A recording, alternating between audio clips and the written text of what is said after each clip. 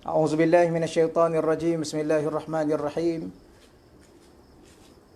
السلام عليكم ورحمة الله وبركاته. الحمد لله رب العالمين وبه نستعين على أمور الدنيا والدين. صلاة وسلاما على رسوله الأمين وعلى آله وصحبه أجمعين. سبحانك لا علم لنا إلا ما علمتنا إنك أنت العليم الحكيم. ولا حول ولا قوة إلا بالله العلي العظيم. ولا حول ولا قوة إلا بالله العلي العظيم. ولا حول ولا قوة إلا بالله العلي العظيم. اللهم اشرح لنا صدورنا وحسن أخلاقنا ويسر لنا أمورنا. اللهم ارزقنا الفهم والعلم والحكمة والعقل برحمتك يا أرحم الراحمين. والحمد لله رب العالمين. أما بعد. Yang dimuliakan dan dihormati lagi dikasihi pengerusi surau Bandar Puteri dan seluruh jawatan kuasa, tuan-tuan imam, tuan-tuan guru, para asatizah, para ahli ilmu yang dirahmati Allah Subhanahu wa taala sekalian. Alhamdulillah. Ya, minta maaf banyak-banyak tuan-tuan yang dirahmati Allah sekalian ya. Bila mana saya bersiaran untuk surau Bandar Puteri ini kadang-kala banyak sedikit ujian daripada saya sendirilah, ini kelemahan sayanya. Dan insya-Allah walau bagaimanapun kita teruskan lagi perbahasan kita daripada kitab Hati yang Berzikir. Dan saya minta maaf lagi sekali baru-baru ninya oleh kerana saya sekarang ini berada di Pulau Indah, ya, kampung Sungai Pinang, Pulau Indah, yang menyebabkan line internetnya terlalu amat perlahan. Jadi alhamdulillah pada 1 hari 2 hari ni atau 2-3 hari ini saya ada masukkan Unify. Jadi alhamdulillah insya-Allah pada masa-masa akan datang nanti tidak akan ada lagi lah tergendala dari segi internet, insya-Allah. Baik, kita teruskan tuan-tuan yang dirahmati Allah Subhanahu Wa Taala sekalian. Pada pengajian kita yang lalunya ataupun minggu yang lalunya tuan-tuan sekalian, saya minta daripada sahabat saya Rozaman yang mengurus berkaitan dengan kuliah ini untuk kuliah ganti, ya, untuk kuliah ganti. Dan malam ni juga saya terlewat sedikit kerana ada hal-hal yang orang panggil apa, mendatang. Walau bagaimanapun kuliah pada malam ni saya minta kepada beliau untuk saya ganti kuliah yang tergendala baru-baru ni dengan sebab keadaan internet yang terlalu perlahan yang menyebabkan ia putus-putus. Baik, walau bagaimanapun insya-Allah tuan-tuan yang dirahmati Allah sekalian, bagi sesiapa yang ada kitab ya pada malam ni, untuk kita sambung lagi sekali tajuk yang berkait dengan rahsia-rahsia hati. Allah Subhanahu Wa Taala mencipta kita sebagai seorang manusia, maka Allah Taala membekalkan kepada kita hati, dan di hati itu diletakkan segala rahsia dan segala cahaya. Ya, sebagaimana Imam Ibn Allah Skandari mengatakan bahawa di dalam hati itu tempat terbit segala cahaya, cahaya iman, cahaya makrifah, cahaya ilmu, cahaya takwa dan segala-galanya. Sebagaimana yang pernah saya sebut kepada tuan-tuan muslimin muslimat yang dirahmati Allah Subhanahu Wa Taala sekalian, bahawa salah satu daripada apa yang diajar oleh Islam, yang diajar oleh Allah dan Rasul, ialah kita orang Islam ni hidup dengan cahaya. Bahkan Allah Subhanahu Wa Taala sendiri di dalam Al-Quran, dalam surah Al-Baqarah juzuk yang ketiga, ya, yang saya yakin tuan-tuan dah hafal, dah baca, dah memahaminya, cuma saya ulang lagi sekali.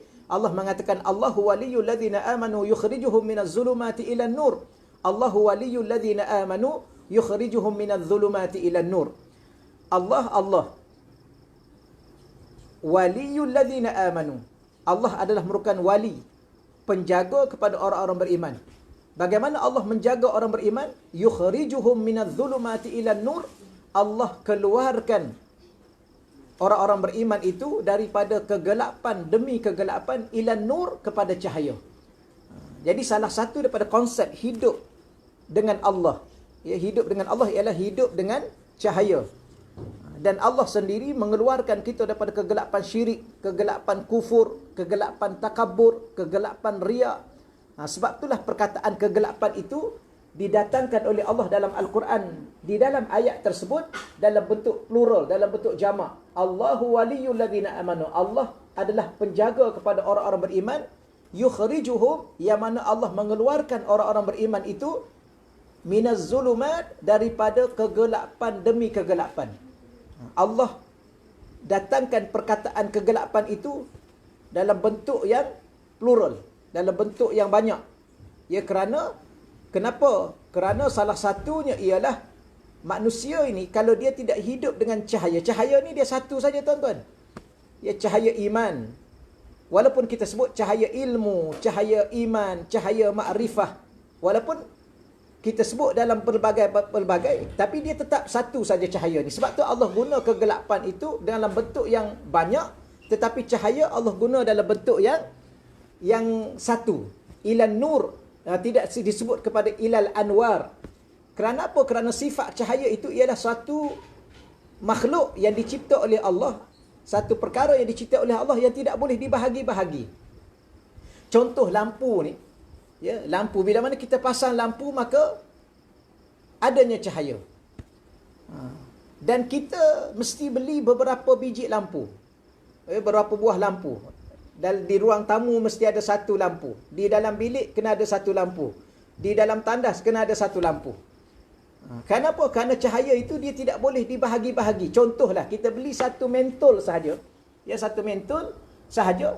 Kemudian kita pasang, maka keluarlah cahaya. Maka kita tak boleh cahaya ni kita ambil sedikit daripada mentol yang satu yang kita beli itu, kita bawa duduk dalam, letak dalam bilik, maka dia pun jadi bercahaya bilik itu. Kita ambil sikit lagi letak dalam tandas, maka bercahaya tandas kita. Tak boleh, dia kena beli satu-satu. Kenapa? Cahaya ni dia tak boleh dipecah-pecahkan. Sebab tu Allah bawa dalam bentuk satu saja cahaya. Maka di dalam hati kita pertama sekali dia kena ada cahaya ilmu. Ya, cahaya ilmu. Dengan cahaya ilmu tu dia menerbitkan cahaya iman. Daripada cahaya iman tu dia menerbitkan cahaya makrifah, cahaya takwa dan sebagainya. Tetapi apa yang kita nak bincangkan, di manakah diletakkan cahaya itu? Di dalam hati. Dan bila mana hati itu bercahaya, maka hati akan nampak perkara-perkara yang terlindung selama ini, atau dengan kata lainnya, hati akan nampak rahsia-rahsia yang disimpan oleh Allah untuk orang-orang yang tertentu, hamba-hamba Allah yang tertentu. Salah satunya ialah orang-orang yang hatinya ialah hati yang mengenal Allah. Ya, hati yang sentiasa berhubung dan berinteraksi dengan Allah Subhanahu wa taala. Ini sebagaimana apa yang sebutnya sambungan daripada rahsia-rahsia hati. Baik, tuan-tuan yang dirahmati Allah sekalian, malam ni kita sambung pada muka surat 49. Ya, muka surat 49. Baik, di antara rahsia-rahsia hati yang mampu diterjemahkan mengikut pandangan dan bicara pada zahirnya. Tuan-tuan, saya yakin tuan-tuan cukup faham perkataan rahsia. Rahsia ni ialah sesuatu yang hanya kita dengan Allah. Itu rahsia. Ya, kalau kita kata rahsia, kemudian kita apa? Kita kongsi dengan isteri kita, kemudian kita cakap rahsia, dia tak jadi rahsia. Kita kongsi dengan anak-anak kita, maka kita kata, ni tolong jaga betul-betul ni rahsia ni. Oh, itu dah tidak lagi jadi rahsia. Rahsia ialah sesuatu yang diri kita dengan Allah. Ya, kenapa kita kata diri kita dengan Allah? Kerana Allah tidak ada sesuatu yang tersembunyi dari Allah. Sebab tu Allah sendiri menyebut dalam Al-Quran, insya-Allah ayat ini kita akan bahas pada masa akan datang nanti. Saya sebut awal, Allah mengatakan ya'lamu sirra wa akhfa. Ya'lamu sirra, dialah Tuhan yang maha mengetahui. Apa yang dia tahu? As-sirra, perkara-perkara rahsia. Sirra ni ialah sesuatu yang tersembunyi di dalam hati. Itu sir. Sir. Ada lagi perkataan yang disebut oleh ulama, sirrul asrar, rahsia di dalam rahsia hati. Sirrul asrar. Dan Allah sini, dalam ayat ini Allah mengatakan ya'lamu sirra wa akhfa. Dan Allah Ta'ala dialah Tuhan yang maha mengetahui perkara-perkara rahsia yang tersembunyi di dalam hati, dan yang paling tersembunyi di dalam rahsia itu. Ya. Sesuatu yang tersembunyi di dalam rahsia, di dalam rahsia. Tak tahulah tuan-tuan yang dirahmati Allah Subhanahu Wa Taala sekalian, kita bahasa Melayu ni, bahasa Malaysia ni, bukan kita nak rendahkan, tidak, tetapi dari sudut perkataan yang boleh kita guna pakainya ialah sesuatu yang tidak cukup banyak perkataan dan tidak cukup sesuai perkataan untuk menterjemahkan bahasa Arab. Ya, sebab itulah bahasa Arab dipilih oleh Allah menjadi bahasa Al-Quran. Kerana ia ada suatu bahasa yang terlalu amat kaya. Ya, dari sudut sarwah ataupun vocab. Ya, vocab itu terlalu banyak. Kerana perkataan Arab ini, satu perkataan dia boleh pecah sampai 100 lebih perkataan. Ya, daripada satu perkataan sahaja. Okey, baik. Walau bagaimanapun, apa yang kita nak sebutnya ialah apabila disebut rahsia, maka ia sukar untuk kita bicarakan secara zahir. Walau bagaimanapun, sebab tu saya tulis di dalam buku ni pada muka surat 49, di antara rahsia-rahsia hati yang mampu diterjemah mengikut pandangan dan bicara pada zahirnya. Hakikat sebenarnya dia dengan Allah. Contoh kita kata Rasulullah sallallahu alaihi wasallam, ya, sebagai ketua Nabi dan ketua Rasul dan kekasih Allah, sudah tentulah dibuka oleh Allah pelbagai rahsia tentang kehidupan. Sebab tu Rasulullah tahu apa yang berlaku pada para sahabat. Rasulullah tahu apa yang berlaku pada umatnya pada masa akan datang nanti. Walau Rasulullah telah apa? Telah wafat. Ya, Rasulullah telah wafat, tapi Rasulullah tahu apa yang berlaku di kalangan umat-umatnya. Ya, bahkan orang yang berselawat kepada junjungan baginda Rasulullah SAW, bahkan orang yang memberi salam kepada Rasulullah SAW, Rasulullah akan menjawab salam itu. Tak apalah, itu kita nak sebut bahawa Rasulullah sebagai kekasih Allah ini, sebagai Rasul dan ketua Nabi dan Rasul ini, dibuka segala rahsia oleh Allah. Bukan setakat rahsia kehidupan yang ada pada dunia pada waktu Rasulullah hidup, tetapi setelah Rasulullah wafat pun Allah beritahu.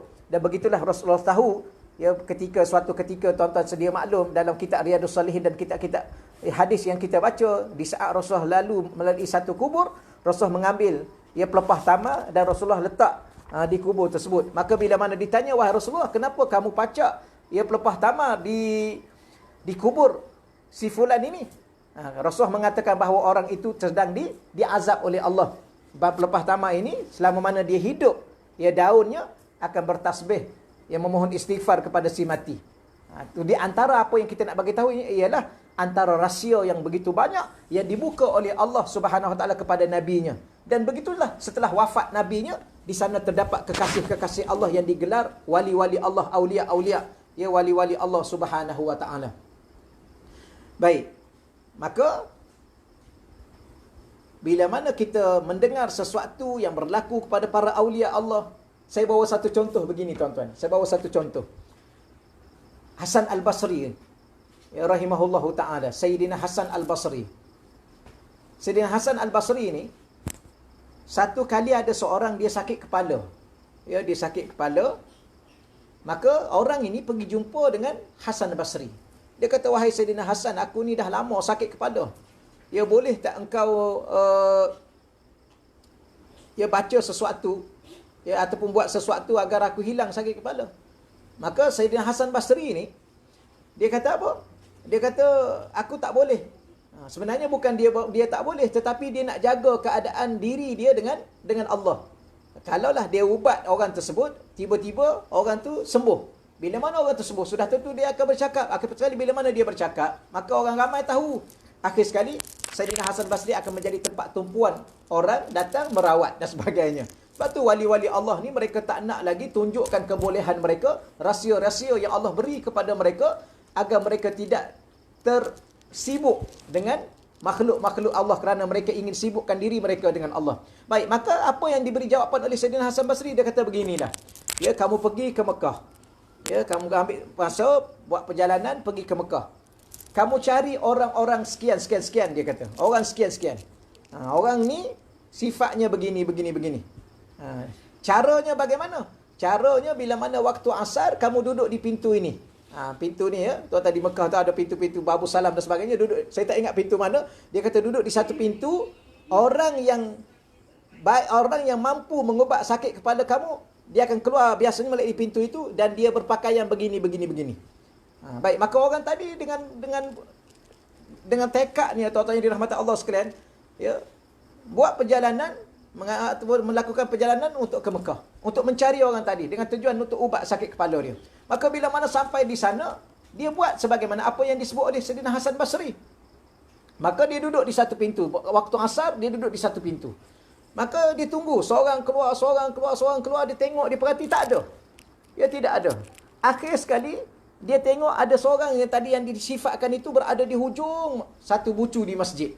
Masjidil Haram. Maka dia pergi, dia tengok ada sifat itu sebagaimana yang disifatkan oleh Sayyidina Hasan Basri. Maka dia pergi, dia kata, tuan, saya yang datang ni, saya nak bertemu dengan tuan. Saya nak bertemu dengan tuan kerana saya dapat maklumat daripada Sayyidina Hasan Basri bahawa tuan ada kebolehan untuk mengubat sakit kepada saya. Maka akhir sekali orang tu tanya, kamu tahu daripada mana? Dia kata, daripada Hasan Basri. Maka orang tu pun cakaplah, oh rupa-rupanya Hasan Basri dia dah buka rahsia aku. Ya, orang tadi tuan-tuan yang dirahmati Allah sekalian, wali-wali Allah ni, dia akan sembunyi daripada makhluk-makhluk. Ya, dia tidak akan tonjolkan diri dia sebagai seorang aulia, ya seorang kekasih Allah. Maka bila mana diberitahu rahsia dia bahawa dia ada satu kebolehan yang diberi oleh Allah Subhanahu Wa Taala, maka dia rasa, dia kata okeylah, oleh kerana Hasan Basri telah membuka rahsia dia, maka dia nak buka juga rahsia Hasan Basri.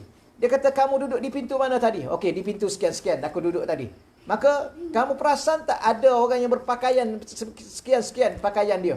Ya, dalam keadaan ramai-ramai ni, kamu ada nampak tak? Dia kata, aku nampak orang tu, tapi aku tak kisah sebab aku tengah cari kamu. Ya. Dia kata, kalau kamu nak tahu, itulah Hasan Basri. Hasan Basri ni, dia boleh solat. Contoh, tuan-tuan sekalian, dia boleh solat di Basrah, solat Zuhur, solat Asar di Mekah. Dan solat Maghrib, contohnya di mana? Di Madinah, mengikut kehendak dia. Itu antara rahsia yang Allah beri kepada dia untuk dipendekkan perjalanannya daripada satu-satu tempat. Ya, ulama-ulama yang terdahulu, tuan-tuan, khususnya para wali Allah terdahulu, mereka ni solat 2 rakaat di dalam satu masjid. Selepas mereka memberi salam, mereka berada di dalam Masjidil Haram. Ni rahsia-rahsia yang Allah beri kepada mereka dengan sebab sesuatu hubungan mereka dengan Allah. Tetapi Allah Ta'ala ni, tuan-tuan, kita kena ingat bahawa Allah Ta'ala dia tak akan beri rahsia-rahsia tertentu kepada seseorang hamba kecuali hamba yang mampu menjaga rahsianya dengan Allah. Sebab tu, tuan-tuan, kalau Allah beri sesuatu kepada kita, ya, kita jangan duk sibuk tulis dalam Facebook.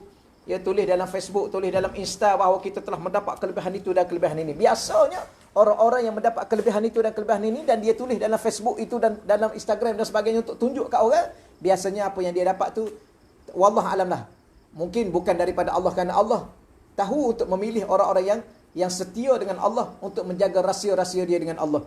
Ya, contoh dia nak mati bila. Ada orang Allah bagi tahu dia nak mati bila. Ini di antara apa yang nak sebut pada tuan-tuan secara ringkas berkaitan dengan apa yang disebut perkataan rahsia. Sirrun dalam bahasa Arab. Baik. Cuma di sini saya nak bahaskan secara zahir, dan selebihnya tuan-tuan sekalian itu antara kita dengan Allah Subhanahu Wa Taala. Dan saya yakin tuan-tuan, insya-Allah, ya, apa yang saya sebut ini telah tuan-tuan faham insya-Allah. Baik, yang pertamanya, hati ini antara rahsianya ialah mempunyai suatu lapangan yang tak terjangkau luasnya. Ya, hati manusia ni, tuan-tuan, ya, wallahu alam bagaimana Allah cipta kepada manusia ni, ianya mempunyai suatu lapangan yang tak terjangkau luas. Dari sudut ilmu contohnya, hati mampu menyelami lautan ilmu yang teramat luas. Ya, ilmu ni, tuan-tuan, dia datang ke hati, dia tak datang ke akal. Ya, ilmu daripada Islam, daripada wahyu, dia akan datang ke hati. Sebab itulah orang yang mendapat ilmu wahyu, iaitu ilmu yang bersumberkan wahyu daripada Al-Quran dan Sunnah, maka orang ini biasanya dia akan tawaduk. Makin tinggi ilmu dia, makin banyak ilmu dia, makin luas ilmu dia, makin tunduk dia, makin tawaduk dia. Kalau ada orang ilmunya berada di akal, biasanya sesuatu yang ada di akal ni, kalau dari sudut perbahasannya, dia bukan ilmu, dia sekadar maklumat. Ya, ada orang diberi maklumat yang banyak, maka dia simpan di dalam akalnya. Ya, maklumat-maklumat, pengetahuan-pengetahuan, tetapi bukan atas nama ilmu. Kerana ilmu ni adalah sesuatu yang dalam, yang luas, yang hanya mampu ditampung oleh hati manusia yang telah Allah cipta. Bagaimana hati manusia ni mempunyai suatu lapangan yang mampu mengisi keluasan ilmu, menyelami kedalaman ilmu. Ya, sebab itulah kita lihat para alim ulama. Ya, para alim ulama, antara selalu saya sebut pada tuan-tuan dalam pengajian-pengajian, Imam Ahmad Ibn Hanbal rahimahullah ta'ala, dia hafal 1.2 juta hadis. Ya, 1.2 juta hadis. Ya, ulama-ulama 700,000 hadis. Ya, Al-Hafiz Ibn Hajar Asqalani, Al-Hafiz Imam An-Nawawi, semua ni orang-orang yang menghafal ratusan ribu hadis. Quran tak payah cerita lah, tuan-tuan. Mereka ni semua hafiz Quran. Dan mereka juga hafal hadis ratusan ribu. Di mana mereka letak ratusan ribu hadis ini? Jutaan hadis ini. Ya, Imam Bukhari dan sebagainya ni. Ya, di mana mereka letak? Di dalam keluasan hati mereka. Itulah antara rahsia yang Allah sebut berkait dengan persoalan hati. Baik, yang keduanya, hati berkemampuan memahami sesuatu, khususnya ilmu yang tidak mampu dicapai oleh akal. Tuan-tuan, ada ilmu-ilmu yang dibahas oleh para alim ulama yang tidak akan mampu difahami oleh akal, walau sejenis mana akal itu. Ya, tak mampu difahami. Antaranya ilmu yang berkait dengan alam barzakh. Ilmu berkait dengan ketuhanan yang wujud tanpa permulaan. Allah itu wujud. Wujudnya Allah itu tanpa permulaan. Ya. Dan wujudnya Allah itu tidak ada pengakhiran. Wujudnya Allah itu tidak ada sesuatu yang menjadikannya. Bahkan Allah bila mana Allah mencipta makhluk ini, Allah cipta alam. Ada alam malaikat, ada alam jin, ada alam macam-macam alam akhirat. Ada neraka, ada syurga, ada titian sirat. Ada yang dinamakan arash. Antara makhluk Allah yang terbesar yang disebut arash. Yang ni kalau manusia fikir dengan akal tidak akan mampu untuk mereka menerimanya. Sebab tu setengah golongan manusia yang disebut golongan-golongan yang merajakan akal. Kalau dulu dinamakan golongan Mu'tazilah, kalau sekarang dinamakan golongan-golongan liberal yang merajakan akal, yang menggunakan akal secara logik sahaja. Sesuatu yang tak logik maka tidak akan diterima. Sebab itulah Sayyidina Ali karramallahu wajhah yang menyebut kepada kita, Sayyidina Ali radhiyallahu anhu menyebut kepada kita bahawa kalaulah agama ni boleh difikir dengan akal semata-mata, maka sudah tentulah khauf. Ya, kalau kita belajar bab fiqh, ada satu bab yang dinamakan khauf. Kita ambil wuduk, kita sapu di atas khauf.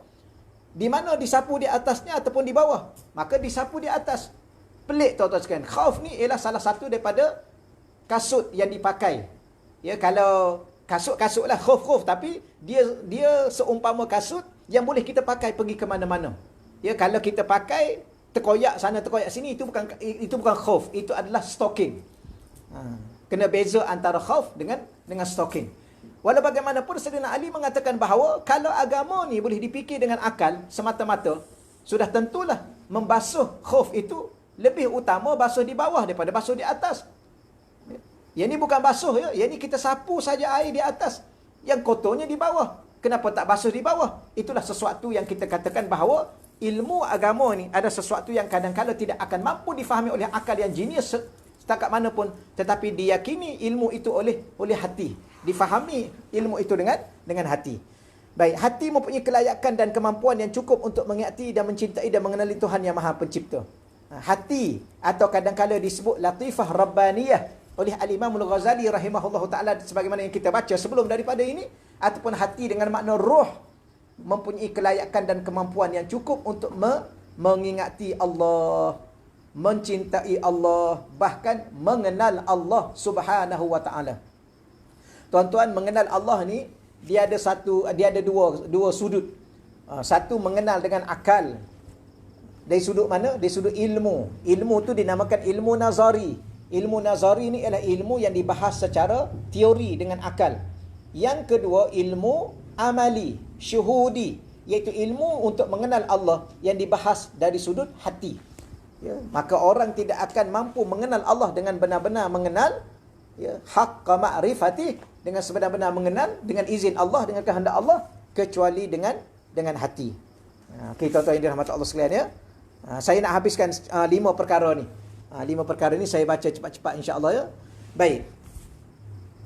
Seterusnya yang ketiga, hati mampu merasai sesuatu yang tidak mampu dirasai oleh lidah, contohnya kemanisan iman dan lain-lain. Ni antara rahsia yang Allah letak di hati. Salah satu perkara yang dikatakan manis ialah iman kepada Allah dan Rasul. Ya. Man kunna fihi salasun, man kunna fihi wajada halawatal iman. Salasun, ada 3 perkara. Sesiapa yang ada pada dirinya 3 perkara ini, wajada halawatal iman atau kama qala Nabi, maka dia akan merasai, mendapati kemanisan iman. Ya, subhanallah. Jadi salah satu daripada perkara yang kita nak sebut bahawa bukan gula saja manis. Apalagi bukan madu saja manis. Buah tembikai pun bukan tembikai saja manis, tapi ada sesuatu yang lain yang jauh lebih manis daripada gula, jauh lebih manis daripada buah tembikai dan sebagainya. Iman kepada Allah. Dan iman kepada Allah ini, bagaimana manisnya itu tidak boleh dirasai oleh lidah. Dia hanya dirasai oleh hati manusia. Ini Allah sebut sesuatu yang kita kata tidak mampu dirasai.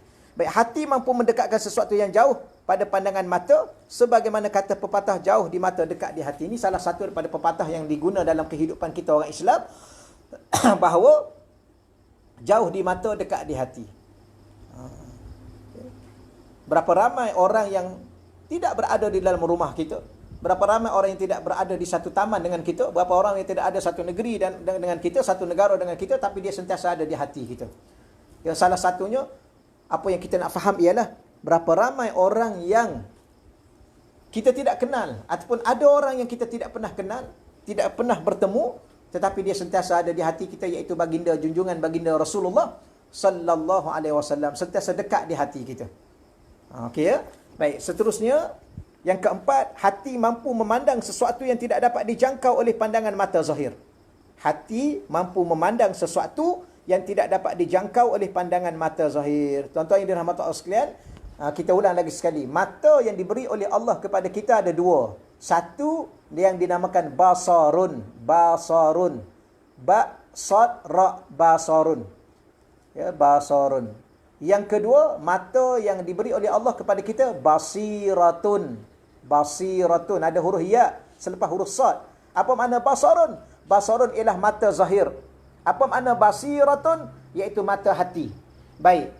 Sekiranya Allah Ta'ala menganugerahkan kepada kita mata hati, iaitu yang namanya basiratun, mata hati, maka kita akan dapat mampu melihat sesuatu yang tidak mampu dijangkau oleh pandangan mata zahir.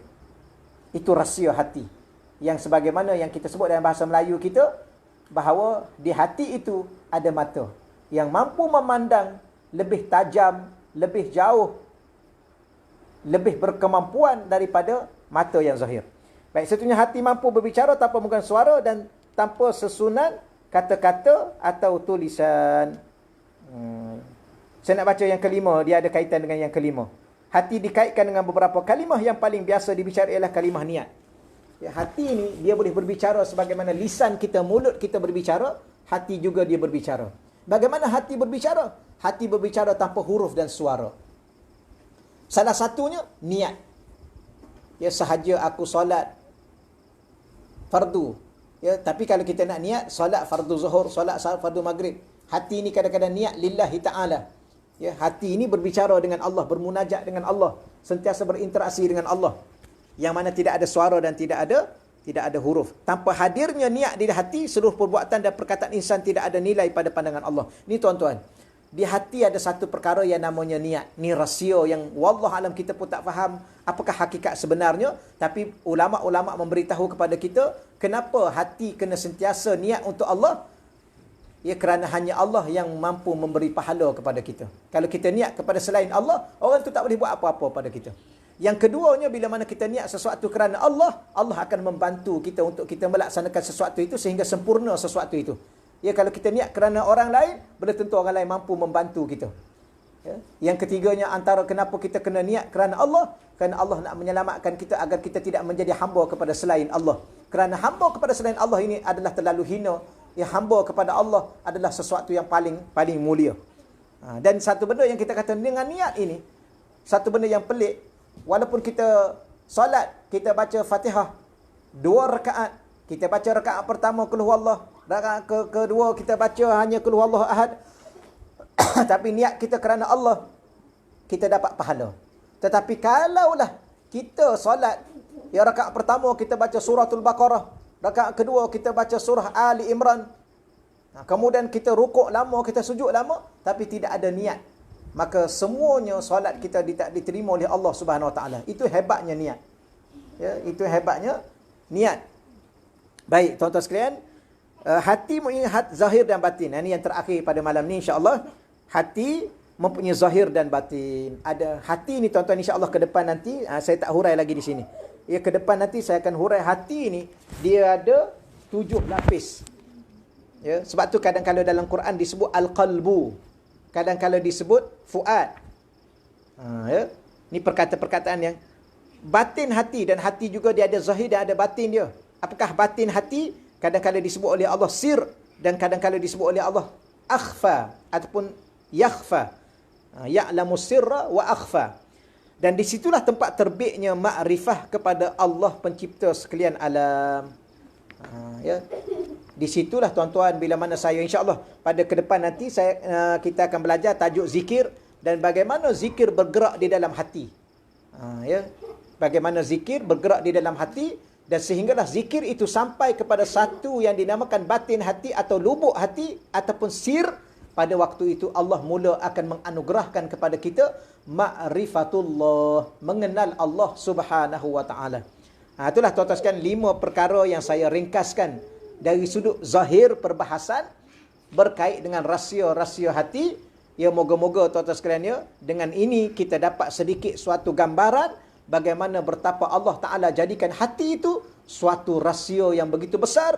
Bagaimana Allah akan berinteraksi dengan kita sebagai hamba kepada Allah Subhanahu Wa Ta'ala.